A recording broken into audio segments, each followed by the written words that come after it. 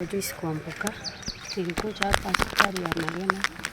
Nilikuwa na mtoto wangu alikuwa anaitwa Fanis. Akakuja kujifungua. Tukafika kitu karibu saa 8:30 hivi. Tukapata daktari mwingine alikuwa hapo ndani, akatuambia mko na mgonjwa Akatuambia kucha uingie kwa kitanda nikupime. Akampima. Akasema acha afanye mazoezi kidogo ndio masaa ifike. Huyo mtoto sasa akaanza kutembea kwa nyumba, akatembea. Sasa akapitisha maji. Kitu kama saa 11 hivi. Tukaenda tukaita daktari, tukamwambia tafadhali tumeona msichana wetu ako karibu na wewe, kuja umwangalie na wewe. Huyo daktari akasema mimi sio daktari. Masaa ya kuangalia hiyo Fanis ikifika nitamwangalia. Rudi mwingie kwa kitanda nyinyi mkae. Tukakaa, Fanis akaanza kulia, akalia. Tukapata daktari mwingine, tukamwambia daktari, umeona hiyo msichana wetu aje? Akatuambia msichana mtoto ako sawa na yeye ako sawa. Tukamwambia sasa umeona ni saa ngapi? Akatuambia ikifika saa 3 utapata message fungua. Ikafika saa 3. Saa 3 Fani hawakumwangalia, hawakumuhima. Fani akaita daktari, akamwambia daktari, tafadhali si unisaidie. Na mimi nikamwambia kama mmeona ni ngumu, nipe mtoto wangu nimpeleke huko ng'ambo asaidiwe, hata pesa ikikoza nitafanywa hata mchango nisaidie mtoto wangu. Au madaktari walikuwa watatu, kwa mama 3 na wazee 2 walikuwa huko kwa ile saidi nyingine. Tukafika huko wakaanza kucheka, wakasema mama, mbona mko na baridi mingi hivi? Fanis yako sawa, enda mrudi mkao huko afanye mazoezi. Tukakaa ikafika saa 4, mtoto anaanza kulia. Mtoto analia. Wakamwambia toka nje, enda huko tembea kwa kiwanja. Huyo mtoto kutoka hapa mpaka huko chini mahali wanaanzia kucheza. Tena nikaenda nikamwambia daktari, si unipe mtoto yangu. Kaniambia hapana mama, enda kaa, mtoto wakati akianza kutoka Fani atatupea mtoto mwenyewe. Kafika tukamuuliza tena ni saa ngapi? Akatuambia ni saa 6. Saa 6 ikafika. Daktari mzee mkubwa hivi akakuja akatuambia ikifika saa 9 Fani atachifungua. Nikamwambia daktari, huyo mtoto amelia hivi kweli afike saa 9? Sasa mimi nasikia uchungu, fira naanza kulia. Huyo mtoto wangu akalia, akisimama akalia mpaka akaanza kumwambia daktari, utaingiza hata vitole unisaidie. Daktari akamwambia hivi, Fani siende utembee. Hakuna kitu utaniambia niingize vidole nikusaidie. Sasa huyo mtoto akakuja akasimama hivi mahali nilikuwa nasimama, akaniambia mami nisaidie. Nikamwambia Fani nitakusaidia aje, na nimeshaomba wewe tuende hospitali nyingine, wamekataa. Alafu ikafika masaa ingine hivi, daktari mama akakuja akamwambia Fani ingia kwa kitanda.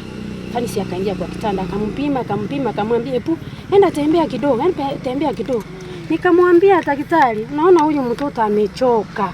Mpaka hata mimi nasikia baridi kwa tumbo yangu, nini mbaya? Kaniambia sasa wewe uko na hasira mbaya, enda kaa huko Fani achifungue. Tukakaa. Sasa hiyo masaa walikuwa wananiambia saa 9:30 ndio sasa wakaleta maji wakamwekea chupa 5 ikaisha, wakaleta 2. Fani alikufa akiwekewa maji. Tunasikana hivi na yeye hivi, tunasimama akurara kwa kitanda, tunasimama huko Fani maji ikienda, na tukukumbuka tumpiga hata picha. Sasa ile Fani maji imeenda, huyo daktari akasika ile maji akaanza kwenda, akaniambia niletee huyo msichana wako. Sasa nipe mtoto, weka vitambaa hapo. Nikatoa vitambaa nikaweka kwa kitanda. Mwenye tulikuwa naye akamwambia kimbia huko mletee chai na glucose. Huyu akakimbia akaleta chai na glucose. Sasa ile mtoto alikuwa anaingia ndani, akaniambia mami, sasa nilikuwa namshika hivi, ni msito kama mawe. Kaniambia mami, fanya hivi sikuoni. Nikafanya hivi, huyo mtoto haoni. Nikamwambia Fani wangu ameniona. Kaniambia hapana mami, sikuoni. Nikapepa ule mtoto nikaenda nayo kwenda ndani, na huyo daktari hakunisaidia hata kumshika hivi karibu tuanguke na hiyo mtoto. Tukaenda tukafika huko kwa kitanda ile mahali alikuwa analala, akalala hivi. Firali lala akasema mami nisaidie niingie kwa kitanda. Nilikuwa nataka kumshika hiyo daktari, akaniambia tena ni mama, Ebu toka, wewe sio daktari. Ebu toka enda huko, kaa huko. Wewe nilikuambia unipe vitambaa. Mtoto wangu akaingia kwa kitanda. Nikasikia wamemfunga hivi. Nao wadaktari walikuwa wanaingia wote, karibu wote ndani. Na walikuwa wanaingia wanajifungia, hata ukifuruta hivi huwezi ona. Sasa huyo mtoto vile aliingia ndani, nikasikia akisema, nikaambia tulikuwa na yeye, lakini unaonekana karibu kujifungua. Akaniambia wacha tuongoje.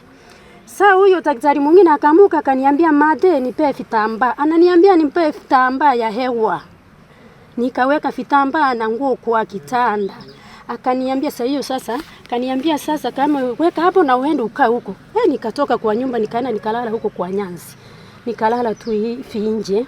Sasa wakaanza Fani akaongea. Masaa kidogo nikasikia Fani akimba. Akaanza kuomba Kikisii. Fani akaomba Kiswahili. Fani akaomba Kisungu. Akamalizia Kijaruo. Hiyo Kijaruo nikasikia akisema. Nikauliza huyu mwenye tulikuwa na yeye na kuna mama mwingine alikuwa hapo. Nikamuuliza, kwani mtoto wangu anajua mpaka Kijaruo na sijawahi sikia akiomba kwa nyumba? Akaniambia sasa hatujui. Au madaktari wakafunga hiyo room. Wakaingia wote wakafunga. Wakaniacha hapo nikikaa hapo. Wakatoka moja. Hawaongei. Sasa ikafika saa 9:30 karibu saa 10. Nilikuwa nakaa hapo chini. Nikapata hiyo daktari mmoja. Kuna daktari mwenye alikuwa Nyamaji. Akakuja, akafika hapa. Walikuwa wazee wawili, wakaniongelezea, wakaniambia kitu utafanya. Sasa mlikuwa na ule msichana aje? Akamwambia kwani nileta mgonjwa hospitali. Mlikuwa mnasikia ananiita nani? Wakaniambia tunasikia jina Mami ni msichana wako. Ngawaambia sio lazima mjue ni nani, lakini nipe mtoto wangu. Wakaniambia sasa tunataka gari ikikuja tukuwekee hiyo mgonjwa na maji umpeleke hospitali nyingine ndio asaidiwe. Nikamwambia daktari, nilianza kukuomba mtoto wangu tangu saa 3 asubuhi Jumanne tarehe 18 mpaka saa hizi unaniambia uniwekee mgonjwa yangu maji niende nayo hospitali. Wakaniambia wewe usaidiwe. Wakatoka wakaenda. Dakika kidogo tu wakaleta gari Probox ni ya daktari mwenye ako hapa. Wakaniambia Mate kucha tukuambie. Kuna hizo wengine tulikuwa tunaenda kuona Ogembo. Sasa kitu utafanya, utakubali tukuwekea mgonjwa ndani, uingie ndani, tukuwekea kwa gari, ulipi gari. Nikawaambia sio pesa ilinikosa ya kupelekea mtoto wangu hospitali. Fungua huko mniletea mtoto wangu akitembea ama tuongee na yeye ndio tuingie gari tuende hospitali. Huyo msia akaniambia huyu mama kuna kichungumu. Nikaendelea kukaa. Ikafika saa 9:30 nikakaa sasa nikasikia mwango wangu sisikii vizuri. Yaani sasa baridi inakuja hivi. Nikaambia huyo mama tulikuwa na yeye, dadangu alikufa mwezi wa 3 na nilisikia hivi. Mbona nimesikia hivi mtoto wangu wako hai? Ama labda Fani alipata gubu. Kwa sasa mtoto hakulia na anakuambia weka vitambaa hapo. Sikusikia sauti ya mtoto. Nikawaambia sasa, nikanyamaza tu. Akaniambia relax. Wacha tukae tu tuongoze. Sawa mama. Okay, umetosha pole. Pole mama, pole. Juu kuna mgonjwa mwingine tunaweza saidia hapa pia.